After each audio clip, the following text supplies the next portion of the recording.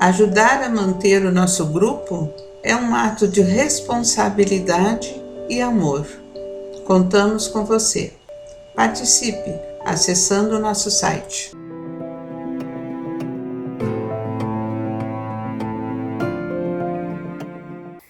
Olá, meus amigos, aqui estamos mais uma vez para dar continuidade à nossa leitura do livro, Libertação, do nosso querido Espírito, que nos deixou esses ensinamentos através do nosso Francisco Cândido Xavier, da sua psicografia. Então, isso aí. Saúdo os trabalhadores da nossa casa, os admiradores dessa doutrina amada, Então é isso aí, hoje nós vamos dar início à primeira parte do capítulo 10, que tem como título Em Aprendizado. Só para lembrar, o capítulo 9 era Margarida e o esposo na missa, na igreja, Se deu todo aquele contexto na igreja, Então agora nós vamos continuar, vamos lá. De retorno à casa, com indisfarçável estranheza, reparei que o nosso instrutor não empreendia qualquer ataque em defesa da doente querida. A jovem senhora, novamente metida no leito, semi-aniquilada, punha os olhos no ar vazio, absorvida de indefinível pavor. Um dos insensíveis magnetizadores presentes, a insinuação de Saldanha, começou a aplicar energias perturbadoras ao longo dos olhos, torturando as fibras de sustentação. Não somente o cristalino em ambos os órgãos visuais denunciava fenômenos alucinatórios, mas também as artérias oculares, revelando-se sob fortes modificações. Olha o que é o assédio, meus amados? O que eles conseguem fazer, quando tem esse domínio total, Esses irmãozinhos, lá do abismo das trevas, quando eles conseguem esse total, assédio, o que eles conseguem fazer? Em nós humanos, Quando estamos vibrando naquela faixa, Vamos prosseguir. Percebi a facilidade com que os seres perversos das sombras hipnotizavam as suas vítimas, impondo-lhes os tormentos psíquicos que desejam.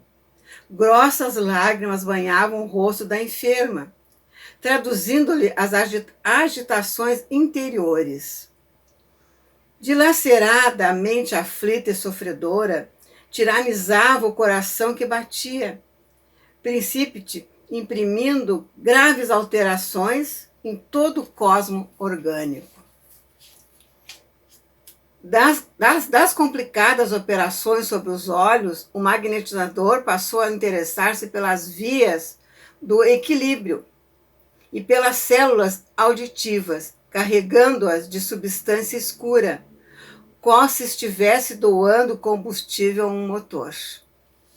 Margarida, ainda que o desejasse, agora não conseguiria erguer-se.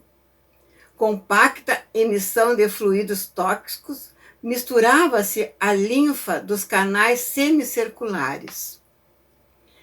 Terminada a esquisita intervenção, Saldanha dispensou os terríveis colaboradores, à exceção da dupla que se incumbia de hipnotismo, alegando que havia serviço em outra parte da cidade. Outros casos aguardavam a legião de Gregório e Margarida, nos parece, do chefe de tortura, já recebera suficiente material de prostração para 30 horas consecutivas. Olha que intenso, esse trabalho que eles fazem, para deixar a pessoa tanto tempo, à mercê. Pouco a pouco esvaziou-se a casa, semelhante agora à desprezada colmeia de moribundos, vorazes. Contudo, ali permaneciam Saldanha, os 2 magnetizadores, nós 3 e a coleção de mentes em formas de ovoides ligadas ao cérebro da senhora flagelada. A sós com o temível obsessor, Gúbio procurou sondar-lhe o íntimo discretamente. Sem dúvida que a sua fidelidade aos compromissos assumidos, declarou o nosso orientador atencioso, é bastante significativa. Enquanto Saldanha sorria envaidecidamente, continuou de olhar penetrante e doce. Que razões teria conduzido Gregório a conferir-lhe tão delicada missão? O ódio, meu amigo, o ódio, explicou o interpelado decidido. A senhora? Aduziu Gúbio, indicando a doente. Não propriamente a ela, mas ao pai, juiz sem alma, que me devastou o lar. Faz 11 anos, precisamente, que a sentença cruel de um magistrado caiu sobre meus descendentes, exterminando-os. Olha, vejam, né? E diante da expressão de real interesse que o nosso instrutor deixava perceber, o infeliz continuou. Tão logo abandonei o corpo físico, premido por uma tuberculose galompante, revoltado com a pobreza que me lançara a extrema penúria, não pude afastar-me do ambiente doméstico. Minha infortunada Iracema herdou-me um filho querido, a quem não pude legar qualquer recurso apreciável. Jorge e sua genitora passaram deste modo a enfrentar dificuldades e aflições que não posso relembrar sem imensa angústia. Operar em rude serviço braçal, meu filho não conseguia sustentar dignamente a casa, definhando-se-lhe a mãezinha em padecimentos, continuados e sofridos em silêncio. Ainda assim, Jorge contraiu núpcias muito cedo, com uma colega de trabalho que a seu turno lhe deu uma filhinha atormentada e sofredora. A vida corria desesperadamente para o lar subalimentado e desprogido, quando certo crime constituído de roubo e assassínio sobreveio na organização em que meu desventurado rapaz trabalhava. E toda a culpa, em face de circunstâncias inextricáveis, recaiu sobre ele. Acompanhei-lhe à prisão imerecida e, sem qualquer recurso para ampará-lo, segui os interrogatórios infernais a que foi submetido como se fora homicida vulgar. Ora, eu que me anexar aos parentes desde o instante horrível, para mim de transição corporal, jamais me senti disposto à submissão. A experiência humana não me proporcionou tempo a estudos religiosos ou filosóficos. Habituei-me muito cedo à rebelião contra aqueles que gozam os benefícios do mundo em detrimento dos desfavorecidos da sorte. E reconhecendo que o túmulo não me revelara qualquer milagroso domínio, preferi a continuidade da vida em meu escuro pardieiro, onde a convivência de Iracema, através de profundos laços magnéticos, de algum modo, me reconfortava. Assisti, por isso, com indescritível terror aos detestáveis acontecimentos. Humilhado na minha condição de homem invisível para os encarnados, visitei chefias e repartições, autoridades e guardas, tentando encontrar alguém que me auxiliasse a salvar Jorge, inocente. Identifiquei o verdadeiro criminoso, que ainda agora desfruta posição social invejável. Tudo fiz sem resultado. Por clarear o processo obropioso, meu filho sofreu todo o gênero de atrocidades morais e físicas, castigado por um delito que não cometeu. Desanimado por minha vez de algo recolher de útil, junto aos carrascos policiais que chegaram a improvisar fantásticas confissões da vítima. Procurei o juiz da causa na esperança de interferir beneficamente. O magistrado, porém, longe de aceitar minha inspiração, que o convidara à justiça e à piedade, preferiu ouvir pareceres de amigos influentes na política dominante, que vivamente se interessavam pela indébita condenação na ânsia de exculpar o verdadeiro criminoso. Veja que armadilha, né, meus amados? Eles conseguem, né, montar. Impressionante, né? Mas é a caminhada, né, de cada um, né? Tudo isso terá volta um dia, né, meus amados? A gente sabe, né? Saldanha fez pequeno intervalo, acentuando a expressão de profundo rancor e prosseguiu. Descrever-lhe o que foi minha dor é alguma coisa de impraticável à capacidade verbal.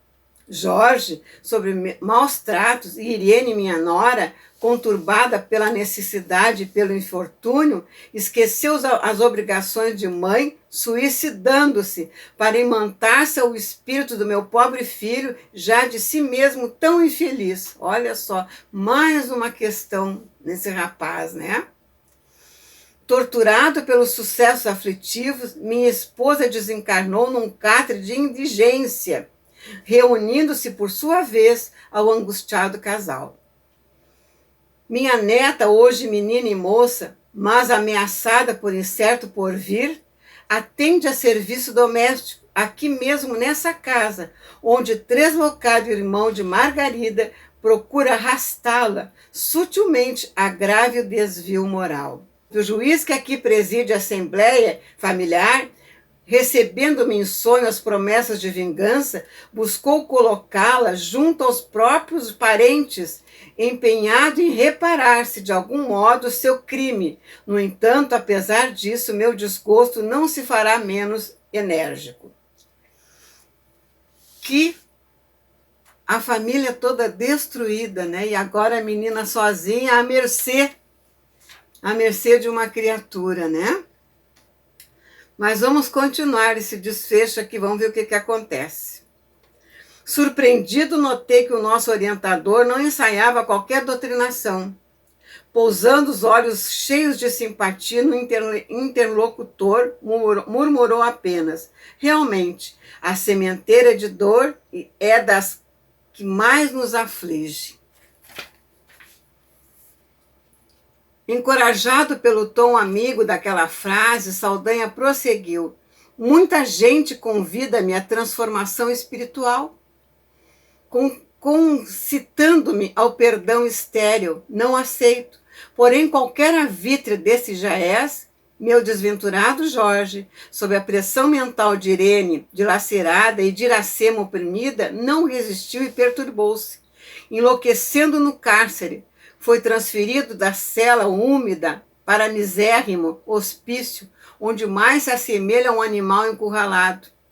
Acredita possa meu cérebro dispor de recursos para modificar em compaixão quem não recebi de pessoa alguma? Enquanto esses quadros permanecerem sob meus olhos, não abrirei minha alma a sugestões religiosas. Estou simplesmente diante da vida. A sepultura apenas derruba o muro da carne. Portanto, nossas dores continuam tão vivas e tão contundentes quanto em outra época, quando suportávamos a caixa dos ossos. Foi nesse estado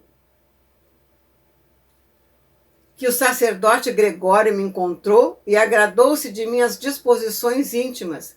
Necessitava de alguém, de alma suficientemente endurecida para presidir a retirada técnica dessa moça que ele deseja arrebatar devagarinho a existência terrestre, e louvou-me o ânimo firme.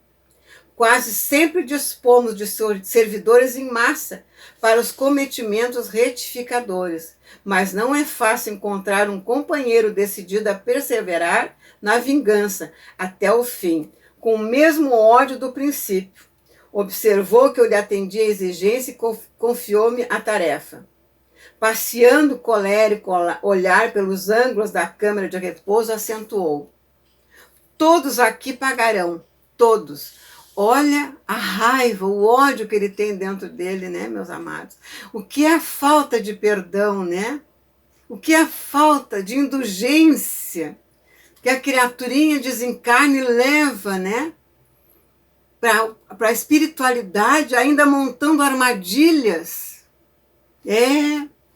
Esse exemplo aqui, né, como a gente tem que trabalhar certos sentimentos, né, em nós, para que a gente não se afinize, né, meus amados? Porque a nossa caminhada é longa, né? Sabe lá o que a gente ainda deve, né? Mas vamos lá. Fora eu e talvez me desdobrasse em comentários extensos e tirânicos, em referência à lei do amor que nos governa os destinos, reclamaria com ênfase a atenção do perseguidor para os ensinamentos de Jesus, e se fosse possível dobrar-lhe-ia a língua indisciplinada e insolente. O instrutor, contudo, assim não procedeu. Sorriu mudo, buscando disfarçar a própria tristeza. Deu 2 ou 3 minutos rolaram, longos entre nós. Mostrava o relógio 1/4 para meio-dia, quando alguns passos se fizeram ouvidos. É o médico, elucidou Saldanha, com manifesta expressão de sarcasmo. Debalde, porém, procurará lesões e micróbios. Quase no mesmo instante, um cavalheiro de idade madura penetrou o recinto em companhia de Gabriel, o esposo da vítima. Abeirou-se da enferma, afagou-a gentil e pronunciou algumas palavras de encorajamento. Margarida, em vão, buscou sorrir. Faltavam-lhe forças para tanto. A conversação ia a meio, quando uma entidade evidentemente bem-intencionada compareceu. Viu-nos e demonstrou compreender-nos a posição, porque fixou em nós cauteloso olhar, sem dizer palavra. Acercando-se do médico solicitamente, qual se fora dedicado enfermeiro. O especialista não parecia profundamente interessado no caso, mas ao auscultar Margarida, entregue a torpor inquietante, conversou com o marido da vítima de maneira superficial.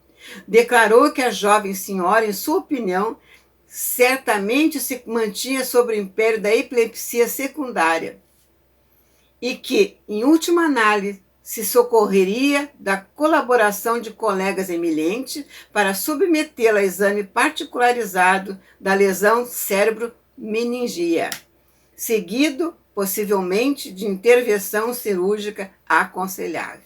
Esse foi o parecer que o médico deu, né? Nós vamos ficando por aqui, meus amados. Muito interessante, exemplos dessa leitura, né? Muito profundos. E que a gente possa ficar sempre alerta, né? Aos nossos sentimentos. Então, queridos, agradeço mais uma vez pela leitura desse iniciante capítulo.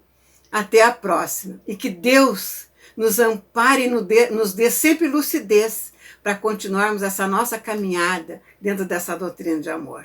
Que assim seja. Ajudar a manter o nosso grupo é um ato de responsabilidade e amor. Contamos com você. Participe acessando o nosso site.